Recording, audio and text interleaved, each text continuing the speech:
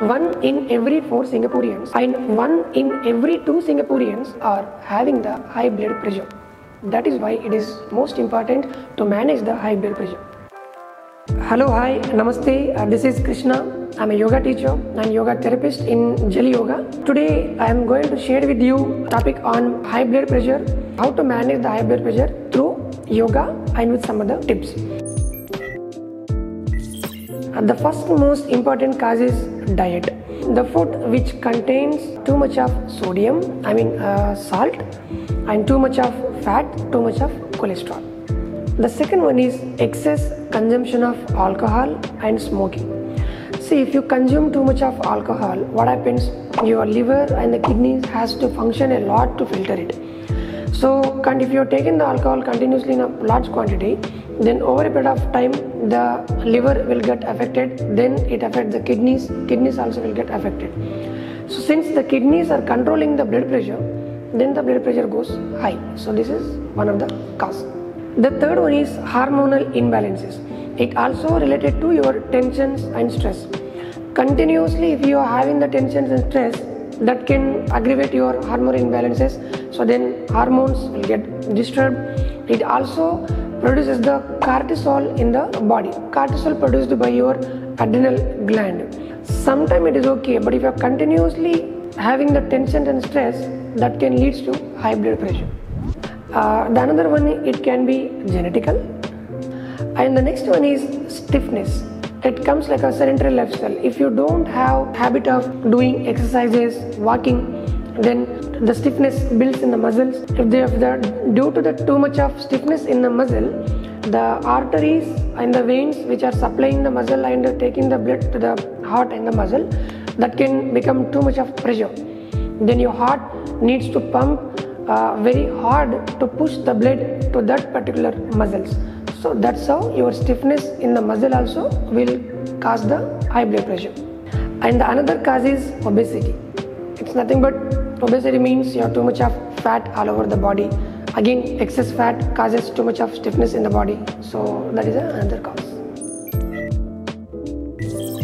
Dizziness, which means like a normally day-to-day activity when you are doing, you feel headache sometimes, and sometimes when you are doing like any other practice like a standing time, or when you are doing even in the yoga class, sometimes due to the heavy blood pressure you may feel dizzy.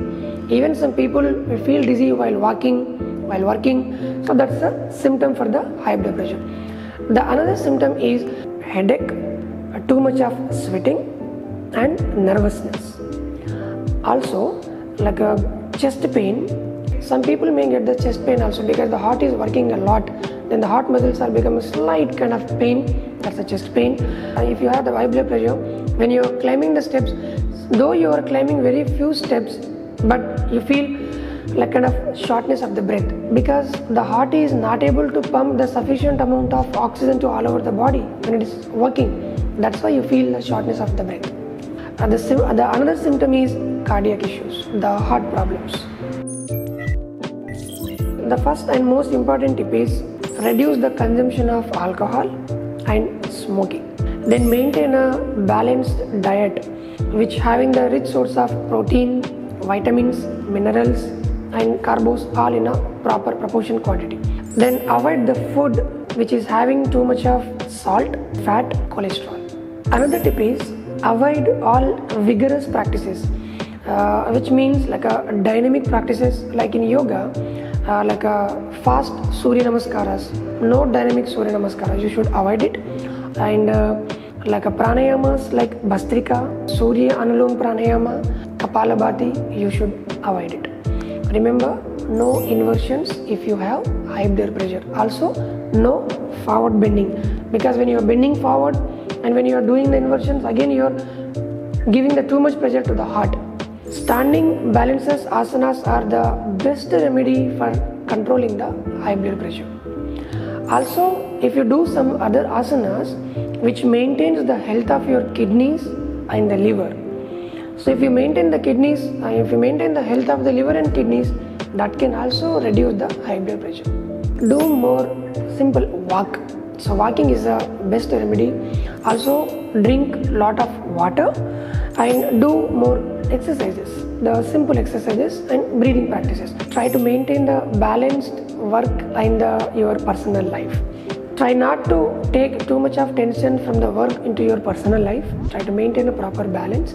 And during the work period, if you have uncontrolled stress and too much of tension, actually we have prepared a dedicated video on pranayama that can give you more benefits to reduce the tension and stress level during your work time. So I just want to say that if you have too much of tension and stress related to work, sometimes you need a break.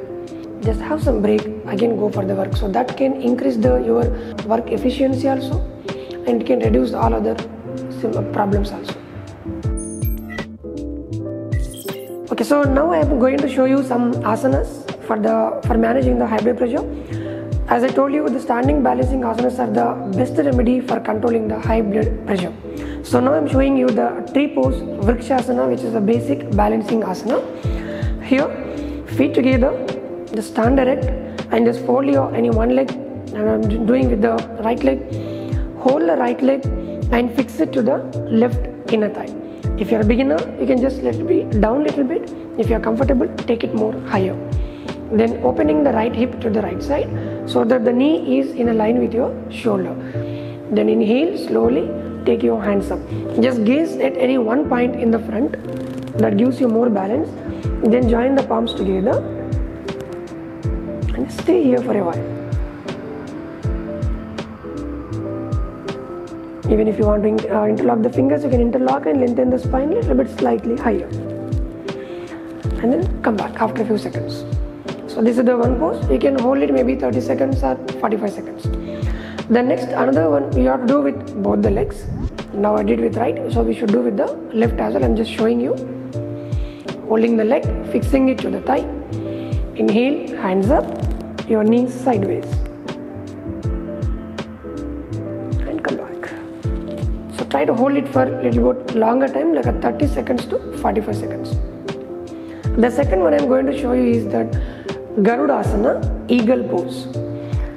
Bending the knees a little bit, then crossing the right leg over the left knee. If you are a beginner, you can keep your toes slightly on the mat. If you are not able to reach the ground, you can put one block, put your toes on the block. Those who are comfortable, you can just interlock it. Just take your right leg completely onto the calf muscle and lock it. Bend the elbows in the front. So the same elbow is bending. Now I bend my left one first. Left elbow bend. Then crossing the right arm around the left arm. Just entangling the hands and the legs. And just look forward. Make sure that your back should be straight. Don't lean forward. Keep in the back straight. Look at one point. Hold the pose for some time. And then slowly release the hands. Release the leg. Then come back. Then close your eyes and try to feel the changes in the body. The another few asanas I am going to show you in a sitting position. The first one is I am going to show you Ustrasana, which is also called as camel pose. Just standing on the knees, keeping the knees a bit apart, feet a bit apart. If you are advanced, you can even keep your toes completely on the ground. If you are a beginner, you can keep your toes on the floor. And keeping the hands on the waist, opening the chest, shoulders and elbows a bit closer. Then slightly by pushing the abdomen back a bit forward, inhale, slightly bend your back. If you're a beginner, you can stay here only. If you're comfortable, you can drop your hands on the heels. If you are very comfortable, you can keep your toes on the ground and just slightly push the abdomen back a bit forward and look up. Then exhale very slowly. Take the support of the hands and come back. Sit in Vajrasana. Again, try not to bend forward, because if you bend forward, that may increase the pressure in the heart. After this, we are doing another one, Parvatasana, in the sitting position. It's a kind of mountain pose. So if you are comfortable, you do in a lotus. If not, if you are a beginner, simply cross the leg. Keeping the hands both the side of your hips on the mat. As you inhale, taking the hands up, you have to synchronize the breathing. Inhale up. Join the palms together here.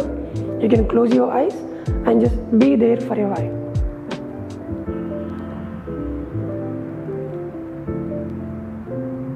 And then exhale very slowly. After some time, you can come back.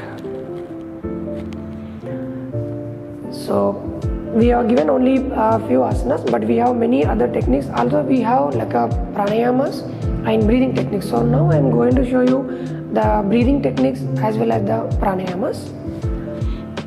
So you can sit comfortably in a cross-leg position. These breathing practices even you can do in a standing position also. The first one we are doing, it's lungs breathing, hands in and out breathing, which creates a lots of space for the lung and the heart, that can give you some good relief to the cardiac muscles, as well as it can reduce the high blood pressure.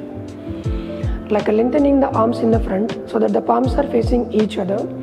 As you inhale, taking the hands just out, spreading the hands, expanding the chest as much as you can. Exhale, bring it to the center. Again, inhale, you have to synchronize the hands movements with your breathing. Expand the chest. Exhale, together. Relax. Like this, you should do 5 rounds. And in the last round, try to hold for some time and then come back. This is the breathing technique. The next one we are doing the pranayama. So the first most important pranayama is Nadi Shuddhi, and then Chandra Anuloma. As I told you, Kapalabhati and the Bhastrikas are not suitable for high blood pressure. So we are avoiding that. We are doing only the simple, easy pranayamas. One is Chandra Anuloma, Nadi Shuddhi. So first I am showing you the Chandra Anuloma. Chandra means moon, which represents the moon principle in the body, which is the left nostril. It also represents the Ida Nadi. So what we have to do, we are supposed to close the right one. We are closing the sun and we are using only the left as a moon to calm down your mind, reduce the stress level in the mind, also reduce the high blood pressure. Chin Mudra in your left hand, just put it onto the knee. Nasikagra Mudra or the Vishnu Mudra on the right hand, folding the index middle finger inside. If you are not comfortable with the mudra, you just simply stretch all the fingers, it's fine. Closing the right nostril with the right thumb. I am using only the left for in and out. Inhale through left.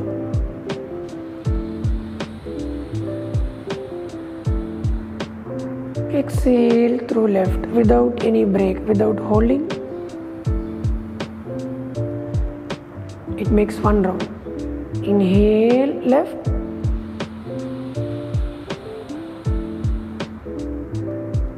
Exhale through left.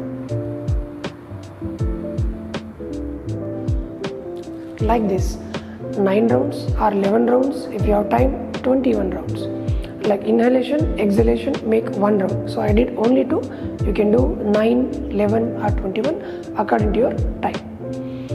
After this Chandra Anuloma, now I am going to show you Nadi Shuddhi, which is also called balancing pranayama, Anulom Vilom pranayama, which helps to reduce the tension, stress again. Also it gives the good relief and relaxation to the heart and all other parts of the body. It also maintains the balanced hormone state in the mind, in the body. Same like before, Chin Mudra in the left hand, Nasikagra Mudra or the Vishnu Mudra in the right hand. First I am closing my right nostril. So I am exhaling through left first. Inhale through left. Closing the left nostril with the ring finger, opening the right. Exhale through right.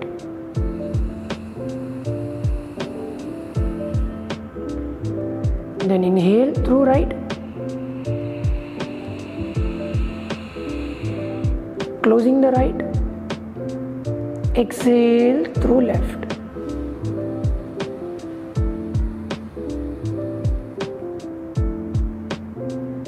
It makes 1 round. So I did just 1 cycle. You should do like this 5 or 10 or 9 to 10 and then 21. So the more you do, the greater benefits you will get. And remember, when you are performing these pranayamas, you should close the eyes. The focus should be on your breath. You have to feel and enjoy the flow of your air within the nostril. That gives you more benefits. And we have another pranayama which is called Bhramari. The Bhramari pranayama that produce the sound from the throat, so that creates a beautiful massaging effect to the brain and to the nervous system. When the nervous system is calm and relaxed, then all other internal organs can function in a better way. That can gives you a good relief from the tension and stress. Here you should touch the tongue to the upper palate, joining the teeth and jaws together, closing the lips. Inhale and exhale through nostril only, but while exhaling you should produce the sound like a humming bee sound. I am going to show you one round, and also you have to close your ears and eyes here. I am touching my tongue to the upper palate, teeth, jaws, lips together, closing the ears, the thumb, and just cover the eyes. There are another variation about the like a Shanmukhi Mudra, but we are just doing only the simple covering the eyes. Inhale.